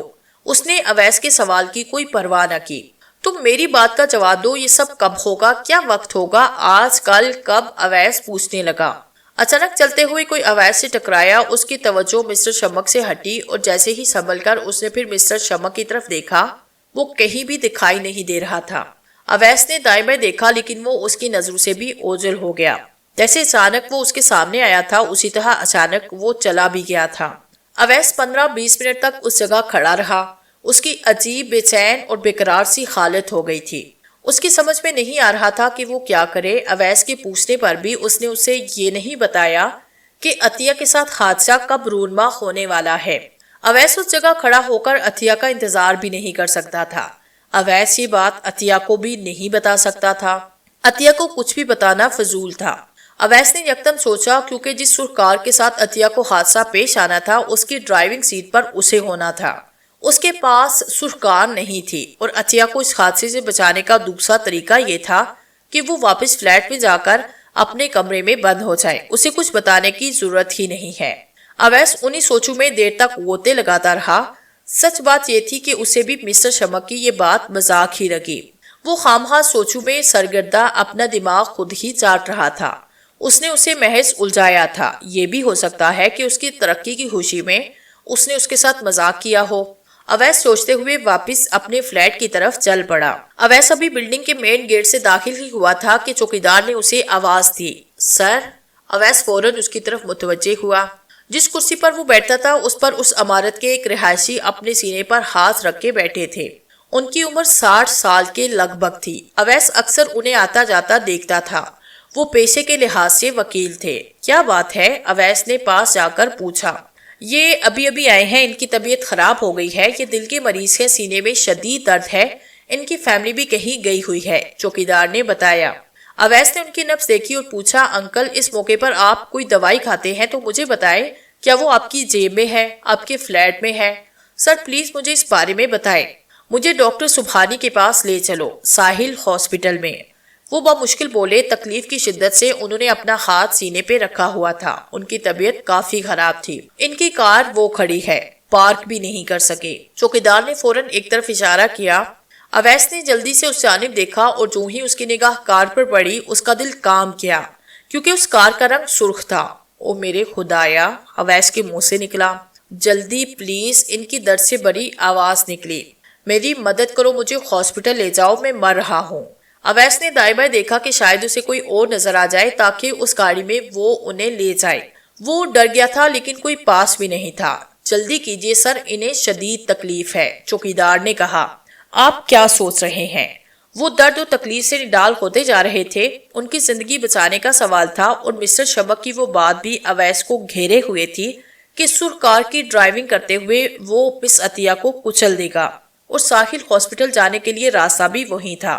اس چوراہے سے آگے جا کر دائیں طرف وہ ہاسپٹل تھا۔ اویس عجیب ششو پنج میں پڑ گیا۔ اس صورتحال میں نہ تو وہ راہ فرار حاصل کر سکتا تھا اور نہ ہی لے جانے سے انکار کے الفاظ اپنے منہ سے نکال سکتا تھا۔ وکیل صاحب کی طبیعت مزید خراب ہو رہی تھی۔ وقت ضائع کرنا اس کی زندگی کے لیے خطرناک ثابت ہو سکتا تھا۔ لاچار اویس نے اس کار کی ڈرائیونگ سیٹ ڈرتے اور گھبراتے ہوئے سنبھال لی۔ وہ کار موڑ کر ان کے پاس لایا. اس کی نگاہیں یہ بھی دیکھ رہی تھی کہ کوئی اور مل جائے تو وہ انہیں سرخ کار میں لے جانے کی ڈیوٹی اس کے سپرد کر کے وہ اپنے فلیٹ میں چلا جائے. وکیل صاحب کو اویس اور چوکیدار نے سہارا دے کر کار میں آگے بٹھایا. ایک بار پھر اس نے دائیں بائیں دیکھا کہ شاید کوئی آ جائے، لیکن جانے سب لوگ کہاں چلے گئے تھے کہ کوئی دکھائی نہیں دیتا تھا. اویس کی آنکھوں کے سامنے مس عطیہ کا چہرہ بار بار آ رہا تھا. مجبوراً اویس کا کار ڈرائیو کرتا ہوا اسے بلڈنگ سے باہر لے گیا. اس ہاسپٹل تک جانے کے لیے ایک دوسرا راستہ بھی تھا، لیکن وہ گھوم کر اس طرف جاتا تھا، جبکہ وکیل صاحب کی حالت ایسی ہوئی جا رہی تھی کہ انہیں جلد از جلد ہاسپٹل پہنچانا بہت ضروری تھا. ان کی زندگی بچاتے ہوئے وہ کسی کوتاہی کا مرتکب بھی نہیں ہونا چاہتا تھا. عجیب صورتحال تھی کہ ایک کی جان بچانے کے لیے اویس آ رہا تھا، جبکہ دوسری کی جان اس کے ہاتھوں جانے کا خطرہ تھا. اس کا دماغ تیزی سے سوچ رہا تھا کہ وہ کیا کرے، کیسے اس چراہے تک نہ جائے. کچھ ایسا ہو جائے کہ وکیل صاحب کی طبیعت سنبھل جائے اور اسے اس جگہ سے کار واپس لے جانے کا موقع مل جائے. مجھے شدید درد ہو رہا ہے، پلیز کار تیز چلاؤ، وکیل صاحب نے بمشکل کہا. ان کی آنکھیں بند تھی اور شاید وہ اس عمر میں بھی مضبوط قوت ارادے کے مالک تھے کہ انہوں نے اپنے آپ کو سنبھالے ہوئے تھا. اویس نے کار کی رفتار اور بڑھا دی. سامنے وہ چوراہا نظر آنے لگا تھا. رات کا وقت تھا، اس لیے اسے دور سے اس طرف مس عطیہ کھڑی دکھائی نہیں دے رہی تھی. وہ بے چین تھا کہ کسی طرح سے مس عطیہ کے ساتھ رابطہ ہو جائے اور اسے مطلع کر سکے کہ وہ اس جگہ پر اگر ہے تو یہاں سے ہٹ جائے. گاڑی چلاتے ہوئے اویس نے اپنی جیب سے فون نکالا. مس عطیہ کا نمبر ملانے لگا. جو ہی اسے رابطہ ہوا وہ بولا، مس عطیہ آپ کہاں ہیں؟ اب اویس بول رہے ہیں. مس عطیہ نے اویس کی گھبرائی ہوئی آواز سنی تو پوچھا، ہاں میں اویس بول رہا ہوں، آپ اس وقت کہاں ہیں؟ اویس نے عجلت سے پوچھا. الجھن اس کے چہرے سے واضح تھی. اچانک وکیل صاحب شدید درد سے ایسے کراہے کہ اویس کو فوراً ان کی طرف دیکھنا پڑا. اس نے موبائل فون اپنی گود میں رکھا اور وہ ہاتھ ان کے سینے پر رکھ کر ملنے لگا. اسی اثنا میں سامنے ایک سائیکل سوار کار کے اتنا قریب آیا کہ اگر وہ ایک دم اسٹیئرنگ نہ گھماتا تو وہ پیچھے سے اسے ٹکر مار دیتا. جو ہی اویس نے اسٹیئرنگ گھمایا، اس کی نگاہ اسی جگہ پر چلی گئی جہاں مس عطیہ کندھے سے ہینڈ بیگ لٹکائے فٹ پاتھ پر نیچے اتر رہی تھی. او شٹ! اویس نے دانت پیسے. اسے دیکھتے ہوئے اس کا خوف اور بھی بڑھ گیا. اس کا موبائل فون گود سے کھسک کر نیچے اس کے پیروں میں گر گیا تھا. اس گھبراہٹ اور خوف میں کار بھی بے قابو ہو گئی تھی. اویس مس عطیہ کو ہر ممکن بچانا چاہتا تھا. دائیں طرف ٹریفک تھی، اس طرف وہ کار نہیں گھما سکتا تھا. اس کی سائڈ پر فٹ پاتھ تھا. اویس نے عطیہ سے 10 فٹ کے فاصلے پر کار کی بریک لگا دی. بریک لگنے سے کار کے ٹائروں کی چیخ بلند ہوئی. اس آواز کو سنتے ہی مس عطیہ نے گھبرا کر اس کی کار کی طرف دیکھا. اتنے میں اویس کے عقب سے آنے والی کار نے اس کی کار کی اچانک بریک لگنے سے کار کو ٹکرانے سے بچاتے ہوئے تیزی سے بائیں موڑا اور کسی تیر کی طرح وہ اس کی کار کے برابر سے گزر کر پھر اپنی سائڈ کی طرف آنے کے لیے جو ہی اسی رفتار میں اس کار کا اسٹیئرنگ گھوما، وہ کار بے قابو ہو گئی اور کار مس عطیہ سے ٹکرائی اور مس عطیہ اڑتی ہوئی دور جا گری. اویس فوراً کار سے باہر نکلا. مس عطیہ کی طرف بھاگا. وہ سڑک پر خون میں لت پت پڑی تھی. اویس حیرت اور خوف سے اس کی طرف دیکھ رہا تھا. لوگ جمع ہو رہے تھے. ایک کھلبلی مچ گئی تھی. اسے ہاسپٹل پہنچانے کے لیے فوراً شور برپا ہو گیا. دوسری طرف وکیل صاحب بھی کار میں نڈال پڑے تھے. اویس کے لیے فیصلہ کرنا مشکل ہو رہا تھا کہ وہ مس عطیہ کی مدد کے لیے بھاگے یا کہ وکیل صاحب کو ہاسپٹل پہنچائے. وہ ایک بار پھر اپنی کار کی طرف بڑھا کیونکہ مس عطیہ کو لوگ ہاسپٹل پہنچانے کے لیے ایک کار میں ڈال رہے تھے. جو ہی اویس مس عطیہ کو ٹکر مارنے والی کار کے پاس سے گزرا، وہ ٹھٹک کر رک گیا کیونکہ جس کار نے مس عطیہ کو ٹکر ماری تھی وہ بھی سرخ رنگ کی تھی. اویس اس کار کو حیرت سے دیکھے جا رہا تھا. سول ہاسپٹل کے شعبہ حادثات وارڈ میں مس عطیہ کے ہاسپٹل کے کمرے میں بیڈ پر چت لیٹی ہوئی تھی. اس کے سر پر پٹی بندھی تھی. ایک ٹانگ فریکچر ہو گئی تھی. وہاں پلسٹر چڑھا ہوا تھا. کمر کی ہڈی کو بھی نقصان پہنچا تھا. اس کے علاوہ اور بھی جسم پر چوٹیں آئی تھی. ڈاکٹر کا کہنا تھا کہ مس عطیہ کی حالت خطرے سے باہر ہے، لیکن علاج معالجے کے لیے اسے ہاسپٹل میں ڈاکٹر کے زیر علاج رہنا پڑے گا. اویس نے وکیل صاحب کو ہاسپٹل پہنچا دیا. ان کا علاج شروع ہو چکا تھا. ڈاکٹر صاحب کیونکہ ان کے فیملی ڈاکٹر تھے، ان سے وکیل صاحب کے بیٹے کا فون نمبر لے کر اویس نے اسے فون کر کے اطلاع کر دی تھی. وکیل صاحب کے بیٹے نے ہاسپٹل پہنچنے میں دیر نہ لگائی. جو ہی وکیل صاحب کی فیملی آئی، اویس کو اس جگہ سے جانے کا موقع مل گیا۔ وہ سیدھا اس ہاسپٹل میں پہنچا جہاں مس عطیہ زیر علاج تھی۔ اویس بہت دیر تک اس کمرے کے باہر کھڑا رہا جہاں مس عطیہ زخمی حالت میں لیٹی ہوئی تھی۔ اس نے کئی بار اٹھ کر دروازے میں لگے شیشے سے مس عطیہ کو دیکھا، لیکن اس کی اندر جانے کی ہمت نہ ہو رہی تھی۔ حالانکہ وہ اس وقت ہوش میں تھی، اس کی فیملی کے افراد وہاں موجود تھے۔ مس عطیہ کے والد صاحب سے جب اویس نے مصافحہ کیا تھا تو اس نے اپنا تعارف کرواتے ہوئے بتایا کہ جس وقت یہ حادثہ پیش آیا تھا وہ اس وقت وہاں ہی موجود تھا، لیکن وہ خود دل کی تکلیف میں مبتلا ایک مریض کو ڈاکٹر کے پاس لے جا رہا تھا، جس کی وجہ سے وہ پر وقت مس عطیہ کی مدد نہیں کر سکا۔ وہ اور مس عطیہ ایک ہی کمپنی میں کام کرتے ہیں۔ آپ مل لیں، عطیہ ہوش میں ہے۔ اچانک مس عطیہ کے والد صاحب اویس کے پاس جا کر بولے۔ اس وقت کمرے میں صرف مس عطیہ کی والدہ ہی تھی۔ اویس نے چونک کر ان کی طرف دیکھا اور کمرے میں چلا گیا۔ مس عطیہ کو اس حالت میں دیکھ کر اویس کو شدید دکھ ہو رہا تھا۔ اس کے ساتھ اسے مسٹر شمک پر بھی غصہ آ رہا تھا کہ جس نے وقت نہ بتا کر ایک معصوم اور اچھی لڑکی کو اس حال میں پہنچا دیا تھا۔ اگر وہ مزید بتا دیتا تو وہ اس حادثے کے ہونے سے پہلے ہی مس عطیہ کی مدد کر سکتا تھا۔ کیسی ہیں آپ؟ اویس نے پاس جا کر مس عطیہ سے پوچھا۔ مس عطیہ نے اویس کی طرف متحیر نگاہوں سے دیکھا۔ اس کے سوال کا جواب دینے کے بجائے خود سوال کر دیا، آپ کو کیسے پتا چلا؟ اس کی آواز نحیف تھی۔ یہ حادثہ میری نگاہوں کے سامنے پیش آیا تھا، میں بھی اس وقت وہاں موجود تھا، اویس نے جواب دیا۔ ہاں، آپ نے مجھے اس وقت فون بھی کیا تھا، لیکن بات پوری نہیں ہوئی تھی۔ ہاسپٹل میں مجھے آپ لے کر آئے تھے؟ مس عطیہ نے یاد کرتے ہوئے پوچھا۔ نہیں، میں چونکہ خود ایک مریض لے کر جا رہا تھا، اس لیے میں تمہاری عین وقت پر کوئی مدد نہیں کر سکا۔ مجھے اس کا افسوس ہے۔ وہ صاحب دل کی تکلیف میں مبتلا تھے اور میں انہیں ہاسپٹل لے کر جا رہا تھا، اویس نے بتایا۔ اس میں افسوس کی کیا بات ہے؟ آپ اس وقت خود مشکل میں تھے۔ وہ کون تھے؟ مس عطیہ کی آواز میں غنود کی تھی۔ خیر، یہ باتیں تو بعد میں ہوتی رہیں گی، تم بتاؤ تمہاری طبیعت کیسی ہے؟ اویس کی نگاہیں اس کے چہرے پر تھی۔ میں ٹھیک ہوں، ایسا لگتا تھا جیسے مس عطیہ پھر نیند کی وادی میں جا رہی تھی۔ آپ بہت جلد ٹھیک ہو جائیں گی، میری ڈاکٹر صاحب سے بات ہوئی ہے، فکر اور گھبرانے کی کوئی بات نہیں، اویس نے مس عطیہ کو حوصلہ دیا۔ ڈاکٹر صاحب نے اور کیا میرے بارے میں بتایا آپ کو؟ مس عطیہ کی آنکھیں بند ہو گئی تھی اور ایسے لگتا تھا جیسے وہ نیند میں سوال کر رہی ہے۔ غنود بھی اس پر غالب آ رہی تھی۔ اور یہ کہ آپ جلدی گھر چلی جائیں گی، آپ آرام کریں، میں پھر آؤں گا، اویس نے ہولے سے کہا اور اس جگہ سے اٹھ کر کمرے سے باہر نکل گیا۔ جو ہی وہ کمرے سے نکلا وہ چونک پڑا۔ راہداری میں دیوار کے ساتھ جہاں بیٹھنے کے لیے لکڑی کے بینچ رکھے ہوئے تھے، وہاں ایک بینچ پر لوگوں کے ساتھ مسٹر شمک بھی بیٹھا ہوا تھا۔ پہلے دن سے لے کر اب تک اس کا وہی حلیہ تھا۔ وہ اپنی جگہ یوں بیٹھا تھا جیسے وہ اپنے خیالوں میں غرق اس بات سے بے نیاز ہے کہ اس سے کچھ فاصلے پر اویس کھڑا اسے دیکھ رہا ہے۔ اویس چلتا ہوا اس کے پاس چلا گیا۔ وہ مسٹر شمک کے سامنے کھڑا ہو گیا۔ بینچ پر بیٹھے ہوئے ایک آدمی نے پہلے اویس کی طرف دیکھا اور پھر اس جگہ کی طرف نظر ڈالی جو اس کی دانش میں خالی تھی۔ اویس اس کی طرف دیکھتا رہا۔ اس کے برعکس مسٹر شمک نے ایک بار بھی اس کی طرف نہیں دیکھا۔ وہ اپنی ہی سوچوں میں غرق تھا۔ اس بینچ پر بیٹھا ہوا وہ آدمی حیرت سے کبھی اویس کی طرف دیکھ رہا تھا اور کبھی اس کی نگاہ بینچ کی اس خالی جگہ پر چلی جاتی۔ وہ اس مہمسے میں تھا کہ یہ شخص اس جگہ کھڑا کیا دیکھ رہا ہے۔ کچھ مت کہنا، کچھ کہو گے تو یہ سب لوگ سمجھیں گے کہ تم پاگل ہو گئے ہو، جو دیوار کے ساتھ باتیں کر رہے ہو، مسٹر چمک اپنے محسوس لہجے میں بولا۔ اویس کو غصہ آ رہا تھا۔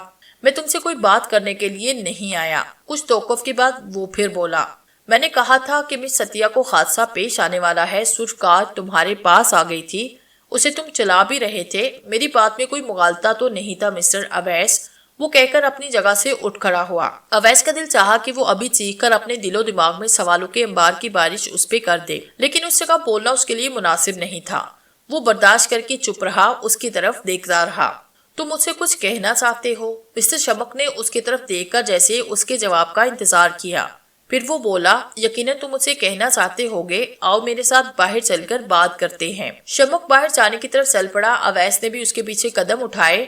ایک دم وہ رک گیا اور اویس کو بھی رکنا پڑا۔ شمک نے اویس کی طرف دیکھا، ایک نظر دوسری طرف دیکھ کر شمک بولا، میں باہر لان میں تمہارا انتظار کر رہا ہوں، تم اس کمرے کے دروازے کے سامنے جا کر رک جاؤ جہاں مس عطیہ زخمی حالت میں پڑی ہوئی ہے، کیونکہ ایک شخص ہاتھ میں اسلحہ لیے بھاگتا ہوا آئے گا اور وہ اس کمرے میں جا کر مس عطیہ کے سر پر ریوالور رکھ سکتا ہے تاکہ وہ اس کی آڑ میں اس ہاسپٹل سے باہر جا سکے۔ یہ کیا بکواس کر رہے ہو؟ اویس نے دھیمے لہجے میں دانت پیسے۔ وہ اس کی بات سن کر چونک پڑا۔ میری باتوں کو بکواس مت کہو، جب وہ بھاگتا ہوا آئے گا تو اس کے پاس کوئی چارہ نہیں ہوگا کہ وہ مس عطیہ کے کمرے میں جا کے اسے یرمغال بنا لے۔ شمک کہہ کر اس کی کسی بات کا انتظار کیے بغیر اس جگہ سے تیز قدم اٹھاتا ہوا باہر کی طرف چل پڑا۔ اویس اس جگہ کھڑا حیرت سے کبھی شمک کو جاتا ہوا دیکھ رہا تھا اور کبھی اس کی نگاہ عطیہ کے کمرے کی طرف اٹھ جاتی تھی۔ اسے لگا کہ اس ہاسپٹل میں ایسا کیسے ہو سکتا ہے؟ شمک نے اسے جان چھڑانے کے لیے یہ بہانہ کیا ہے۔ کون ہو سکتا ہے کہ کوئی اسلحہ تان کر اس طرف بھاگتا ہوا آ جائے؟ نہ چاہتے ہوئے بھی وہ مس عطیہ کے کمرے کی طرف چل پڑا۔ وہ اس کمرے کے دروازے کے سامنے کھڑا ہو گیا۔ وہ عجیب مہمسوے میں تھا۔ عطیہ سو رہی ہے۔ عطیہ کا باپ یکدم واپس اویس کے دروازے کے پاس دیکھ کر بہن سے اٹھ کر اس کی طرف بڑھا۔ میں یوں ہی ایسے ہی ادھر آ گیا تھا، اب بیٹھے۔ اویس کی نگاہیں دائیں بائیں گھوم رہی تھی۔ آپ بھی ادھر آ جائیں، عطیہ کے باپ نے کہا۔ وہاں بیٹھنے کے لیے جگہ ہے۔ ہاں میں بھی آتا ہوں، ایک فون کر لوں، میں ہاسپٹل سے جانے ہی والا تھا۔ اویس نے اپنی جیب سے فون نکال کر ایسے ہی نمبر ملانے شروع کر دیے۔ اویس اس کمرے کے پاس ٹہلتے ہوئے دائیں بائیں نظر گھما رہا تھا۔ اسے کچھ بھی غیر معمولی دکھائی نہیں دے رہا تھا۔ اس ہاسپٹل میں کیسے کوئی ہنگامہ ہو سکتا ہے؟ یہ کوئی بینک تو نہیں کہ کوئی اسلحہ لہراتا ہوا اس طرف آئے اور ایک ہلچل برپا ہو جائے۔ اویس اپنے آپ سے سوال کرنے لگا۔ اویس نے اپنا موبائل فون جیب میں ڈالا اور اس جگہ سے جانے کے لیے جو ہی اس نے قدم اٹھایا، ٹھیک اس وقت اس کی نگاہ سامنے داخلی دروازے پر پڑی اور اس کی متحیر نگاہیں اسی جگہ جم گئی۔ 1 درجن پولیس والوں کی حفاظت میں ایک ویل چیئر اس طرف آ رہی تھی۔ اس ویل چیئر پر ایک شخص بیٹھا ہوا تھا جس نے قیدیوں والا لباس پہن رکھا تھا۔ اس کا سر جھکا ہوا تھا، ایسے لگتا تھا جیسے وہ بے ہوش ہو۔ اس کے ہاتھوں میں ہتھکڑی لگی تھی جس کی زنجیر ساتھ چلتے ہوئے ایک سپاہی کے ہاتھوں میں تھی۔ پولیس اس کے ارد گرد جا رہی تھی۔ اویس غیر ارادی طور پر کمرے کے دروازے کے سامنے رک گیا۔ اس کی نگاہیں بدسور اس قیدی کی طرف تھی جو شاید میڈیکل چیک اپ یا ڈاکٹری سہولت کے لیے یہاں لایا گیا تھا۔ اویس نے دیکھا کہ ساتھ چلتے ہوئے ایک سپاہی نے اپنی کمر کے ساتھ لٹکے ہوئے ریوالور کے کور کا بٹن کھول دیا۔ اویس یہ دیکھ کر چونکا۔ اسے لگا جیسے اس قیدی کو سوچی سمجھی اسکیم کے تحت یہاں سے فرار کرانے کی ایک کوشش ہو۔ یہ بھی ممکن تھا کہ اس قیدی کو بھگانے کے لیے یہاں کسی بیماری کا بہانہ بنا کر لایا گیا ہو۔ اچانک وہ قیدی جو سر جھٹکائے بے ہوشی کے عالم میں ویل چیئر پر بیٹھا ہوا تھا اپنی جگہ سے اٹھا، اس سپاہی کے ریوالور پر ہاتھ رکھا اور آنن فانن اسے نکال کر اپنے ہاتھوں میں لے کر اسی سپاہی کی کنپٹی پر رکھتے ہوئے دھارا، پیچھے ہٹ جاؤ ورنہ گولی مار دوں گا، ہٹ جاؤ پیچھے، کوئی بھی نہیں بچے گا۔ اس کی آواز میں ایسی دہشت تھی کہ اس جگہ خوف سرایت کر گیا۔ یکدم ایک ہلچل برپا ہو گئی۔ پولیس کے چلتے قدم رک گئے۔ وہ الرٹ ہو کر اسی جگہ کھڑے ہو گئے۔ اس ہاسپٹل میں موجود لوگ بھی یہ سب دیکھ کر جو جہاں تھے وہ اسی جگہ پر رک گئے۔ ہٹ جاؤ، ایک طرف ہٹ جاؤ، وہ قیدی چیخا۔ وہ اس سپاہی کو دبوچے پیچھے بھی ہٹ رہا تھا۔ اویس سے وہ کچھ ہی فاصلے پر تھا۔ تم یہ بے وقوفی مت کرو، جس سپاہی کو اس قیدی نے دبوچا ہوا تھا وہ بولا۔ اویس نے اس کی مدد کرتے ہوئے اسے خود دیکھا تھا، اس لیے اس کی یہ بات اسے محض ایک ڈرامہ لگی۔ بکواس نہیں کرو ورنہ گولی مار دوں گا، قیدی نے درست لہجے میں اسے کہا۔ کھوپڑی اڑا دوں گا۔ اچانک ایک گولی چلی اور وہ گولی قیدی کے کان سے گزرتی ہوئی پیچھے دیوار میں جا لگی۔ وہ گولی موقع دیکھتے ہوئے ایک سپاہی نے چلائی تھی۔ اس کے ساتھ ہی وہ سب سپاہی اپنی جگہ چھوڑ کر دائیں بائیں ہو گئے۔ جس کو جو ڈھال ملی وہ اس کے پیچھے ہو گیا اور اپنی پوزیشن لے لی۔ ایک گولی اور چلی جو قیدی کی پنڈلی کے گوشت کو چیرتی ہوئی نکل گئی۔ خون اس جگہ پھیلنے لگا۔ قیدی کے لیے کسی محفوظ جگہ چھپنا ضروری ہو گیا۔ اس نے سپاہی کو ایک طرف دھکا دیا اور خود پناہ کے لیے اس کمرے کی طرف بڑھا جہاں مس عطیہ زخمی حالت میں دراز تھی۔ اویس سب کچھ دیکھ رہا تھا۔ قیدی نے دائیں بائیں دیکھا۔ بھاگنے اور چھپنے کے لیے اس نے متلاشی نگاہوں کو گھمایا۔ اس کی نگاہ عطیہ کے کمرے کی طرف گئی۔ اس کمرے میں جا کر پناہ لینے کا سوچتے ہی اس نے اندر جانے کے لیے دروازہ کھولنا چاہا۔ اسی اثناء میں اویس نے ہمت دکھائی اور اسے قابو کرنے کے لیے اس پر جست لگا دی۔ دونوں ایک ساتھ فرش پر جا گرے۔ قیدی کے ہاتھ سے ریوالور چھوٹا۔ قیدی نے اپنے جسم کو جھٹکا دیا اور اویس اس کے جسم سے الگ ہو کر ایک طرف جا گرا۔ اس سے پہلے کہ قیدی اپنی جگہ سے اٹھتا، پولیس بھاگتی ہوئی اس کے سر پر پہنچ گئی اور وہ سب اس پر ٹوٹ پڑے۔ قیدی ان کی گرفت میں آ چکا تھا۔ جس سپاہی نے اس قیدی کی مدد کرنا چاہی وہ بھی شور مچاتا ہوا اپنے ساتھیوں کے ساتھ شامل ہو گیا۔ پولیس اس قیدی کو اٹھا کر ڈریسنگ روم میں لے گئی جہاں شاید کسی نے اس واقعے کو اطلاع کر دی تھی۔ پولیس کی نفری اور آ گئی۔ سب ڈریسنگ روم کی طرف بڑھے۔ دائیں بائیں پولیس کے آدمی پھیل گئے تھے۔ اویس نے کچھ دیر جائزہ لیا، پھر تیزی سے وہ باہر کی طرف بھاگا۔ ہاسپٹل کے وسیع لان میں بنے ایک سیمنٹ کے بینچ پر شمک بیٹھا تھا۔ وہ دور سے ہی اس کی طرف دیکھتے ہوئے مسکرا رہا تھا۔ اویس تیز قدم اٹھاتا ہوا اس کے پاس پہنچ گیا۔ اس وقت لان میں بہت سے لوگ موجود تھے، کچھ لیٹے ہوئے تھے، کچھ کھا پی رہے تھے اور ایسے بھی تھے جو ٹولیوں کی صورت میں بیٹھے باتیں کر رہے تھے۔ سب سے پہلے اویس نے لوگوں کی طرف دیکھا اور شمک کے ساتھ بینچ پر بیٹھ گیا۔ دونوں کے درمیان فاصلہ تھا۔ اب کیا کہتے ہو؟ شمک نے پوچھا۔ پہلے مجھے یہ بتاؤ کہ تم نے یہ کہا تھا کہ مس عطیہ کو جو کار ٹکر مارے گی وہ میں چلا رہا ہوں گا، پھر اسے دوسری کار نے کیسے ٹکر ماری؟ اویس نے دائیں بائیں دیکھتے ہوئے سوال کیا۔ عطیہ کے ساتھ حادثہ ہونا تھا اور وہ ہو گیا، تم نے کار روک دی، ایک دوسری سرخ کار نے اسے ٹکر مار دی۔ شمک نے اطمینان سے جواب دیا۔ لیکن تم نے یہ نہیں بتایا تھا، اویس بولا۔ تم نے مجھے ساری بات کیوں نہ بتائی؟ اب میں نے جو بات بتائی تھی اس کے بارے میں تم کیا کہتے ہو؟ شمک نے سوال کیا۔ مجھے اس وقت اپنی اس بات کا جواب چاہیے، اویس نے کہا۔ چھوڑو ان باتوں کو، تم تو اپنی بیوی کو لے کر آنے والے تھے، تم جاؤ گے نہیں؟ شمک نے موضوع بدلنے کی کوشش کی۔ تم نے مجھے پوری بات کیوں نہ بتائی؟ مجھ سے یہ کیوں چھپایا کہ اسے دوسری کار ٹکر مارے گی؟ اویس کا لہجہ خود بخود تیز ہو گیا۔ اس کا احساس ہوتے ہی اس نے دائیں بائیں دیکھا، کسی نے اس کی طرف توجہ نہ دی۔ میں نے تمہیں کہا تھا کہ بہت سی باتیں مجھے پتہ چل جاتی ہیں، لیکن کچھ باتوں کو جاننا میرے لیے ممکن نہیں ہوتا۔ اس کا مطلب ہے کہ میں تمہاری کسی بھی بات پر پوری طرح اعتبار نہ کیا کروں، اویس نے کہا۔ ابھی جو کچھ میں نے بتایا تھا اس میں تو کوئی ابہام نہیں تھا، شمک بولا۔ اسلحہ تانے ایک آدمی آیا، وہ مس عطیہ کے کمرے کی طرف بڑھا۔ کیا یہ سب ٹھیک ثابت نہیں ہوا؟ اس بارے میں بھی تم کوئی سوال کرنا چاہتے ہو؟ تمہاری کون سی بات پوری طرح سے ٹھیک ہوتی ہے اور کون سی نہیں، میں کیسے جان سکتا ہوں؟ اویس نے الجھن بھرے لہجے میں کہا۔ مسٹر اویس، ان باتوں کا کوئی فائدہ نہیں، جاؤ اور اپنی بیوی کو اس شہر میں لے آؤ، اپنی زندگی کو خوبصورت بناؤ۔ شمک کہہ کر اٹھ کھڑا ہوا۔ تم فضول کی باتوں میں زیادہ الجھتے ہو۔ تم میری زندگی میں کیا آئے ہو، میرے لیے کوئی نہ کوئی مسئلہ کھڑا کر دیتے ہو، تم میرا پیچھا نہیں چھوڑ سکتے۔ اویس کے چہرے پر اکتاہٹ آیا تھی۔ شمک مسکرایا۔ تمہیں تو میرا شکریہ ادا کرنا چاہیے، جو حادثہ تمہاری طرف بڑھ رہا ہوتا ہے وہ میں پہلے بتا دیتا ہوں، تمہیں ہوشیار کر دیتا ہوں۔ تم میری دوستی کو آفت سمجھ رہے ہو، تم مجھے پوری بات نہیں بتاتے، مجھے اس پر اعتراض ہے، اویس نے بلا تامل کہا۔ جتنا پتا ہوتا ہے وہ میں بتا دیتا ہوں، رہی بات پیچھا چھوڑنے کی تو یاد رکھو ابھی اس کا وقت نہیں آیا، دوستی کی ہے اور تم سے دوستی نبھاؤں گا۔ شمک متانت سے بولا اور تیز تیز قدم اٹھاتا ایک طرف جانے لگا۔ اویس بھی اس کے پیچھے چل پڑا، لیکن دیکھتے ہی دیکھتے شمک کی رفتار تیز ہونے لگی اور وہ اس کی آنکھوں کے سامنے سے اوجھل ہو گیا۔ اچانک وہ اسے کہیں بھی دکھائی نہ دیا۔ اویس نے متلاشی نگاہوں کو دور تک دوڑایا، لیکن وہ کہیں بھی نہ تھا۔ مجھے تمہاری دوستی نہیں چاہیے مسٹر شمک، اویس نے کہہ کر اپنے سر کے بالوں میں اپنے ہاتھ کی انگلیاں داخل کی اور سوچتے ہوئے اسی انداز میں کھڑا ہو گیا۔ اویس نے سوچا کہ وہ شمک سے چھٹکارا پالے، اس کی باتیں اس کے لیے الجھن پیدا کر رہی تھی۔ جو وہ کہہ دیتا پتہ نہیں وہ کیسے ہو جاتا، یہ اس کی اپنی طاقت کا شاہسانہ تھا یا کچھ اور تھا؟ وہ اسے اپنے اشاروں پر نچا رہا تھا کہ واقعی سب کچھ اس کی زندگی کا ایک حصہ تھا۔ اویس کی سمجھ میں کچھ نہیں آ رہا تھا۔ اویس ہاسپٹل سے نکل کر سیدھا حافظ عبدالقدوس کی طرف چلا گیا۔ وہاں جا کر اسے پتہ چلا کہ وہ 1.5 ماہ کے لیے مختلف ممالک میں اپنے تبلیغی دورے پر چلے گئے ہیں۔ اویس کو یہ بھی بتایا گیا کہ وہ اس سے ملاقات کرنا چاہتے تھے، لیکن اپنی مصروفیات میں وہ اس قدر کھو گئے کہ انہیں وقت ہی نہ ملا۔ ایک حافظ عبدالقدوس ہی تھے جو اس کی مدد کر سکتے تھے، کیونکہ انہوں نے ہی شمک کو اس کے ساتھ دیکھا تھا۔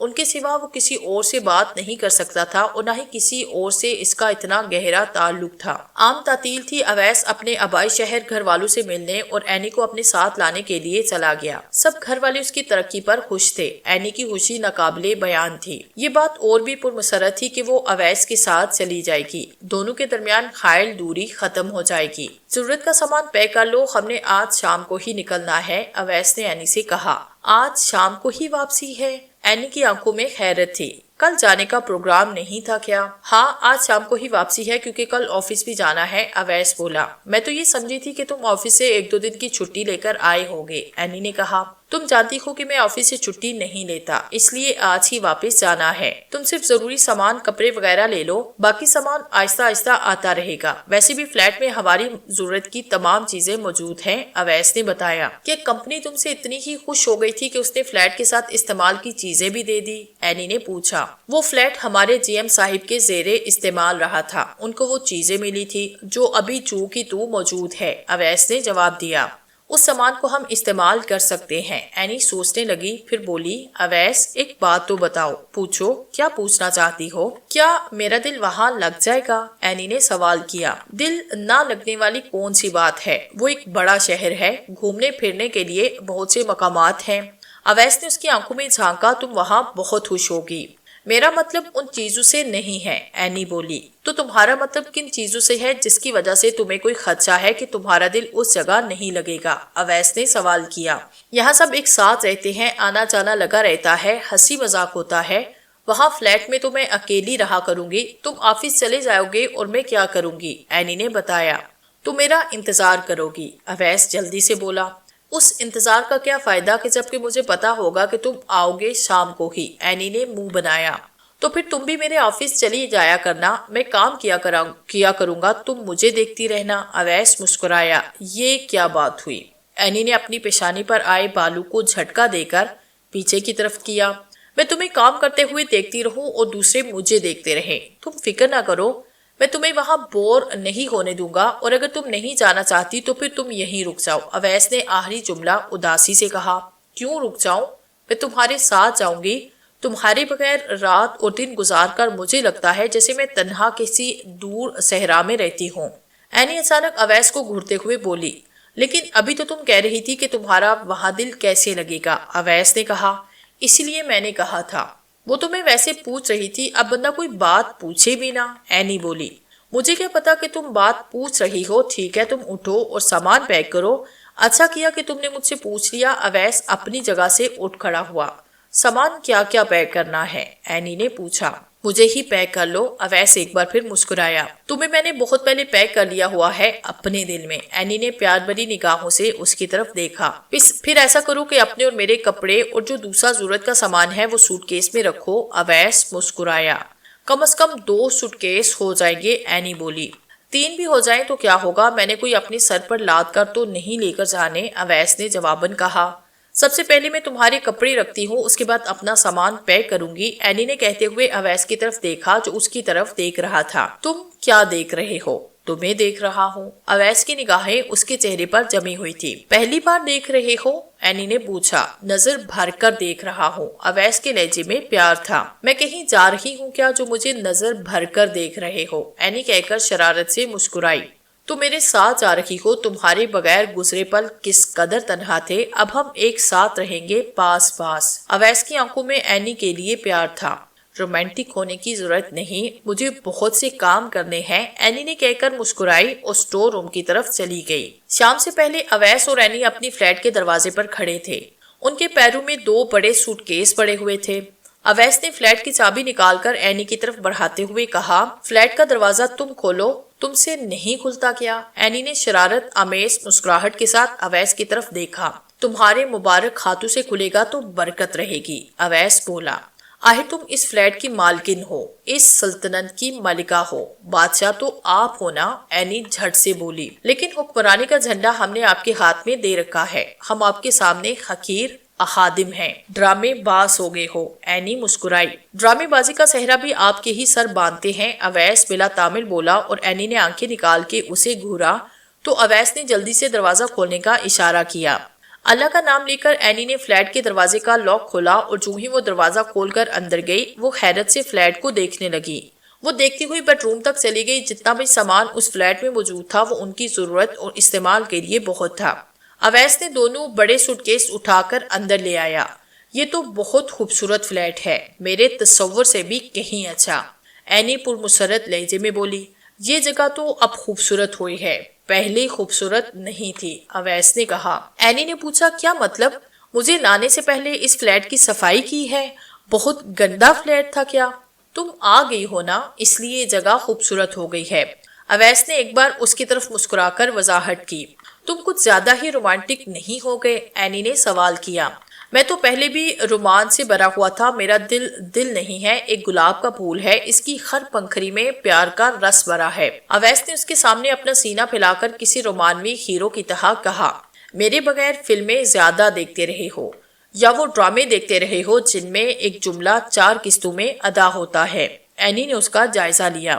دماغ خراب ہے میرا جو میں ایسے ڈرامے دیکھوں جن میں اداکاری کم اور چہرے ہی چہرے زیادہ دکھائی دیتے ہیں۔ کچن کہاں ہے؟ اینی نے اچانک پوچھا۔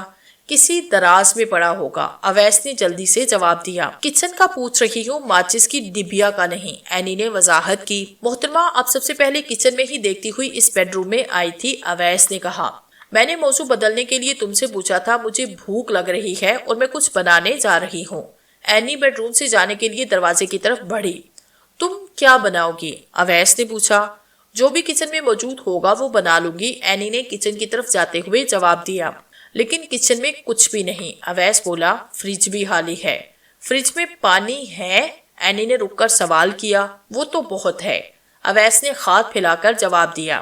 وہی 2-4 بوتلیں پی لیتے ہیں، بھوک ہی مٹانی ہے، اینی نے بلا تامل کہا اور پھر کچن میں چلی گئی۔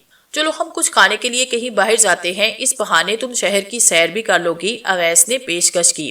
اب کہاں جاؤ گے؟ ابھی تو تم ڈرائیو کرتے ہوئے آئے ہو، اینی نے کہا۔ تھک گئے ہوگے، رہنے دو۔ فکر مت کرو، میں ہاتھ منہ دھو لوں، کھانا کہیں باہر کھاتے ہیں، اویس کہہ کر باتھ روم کی طرف چلا گیا۔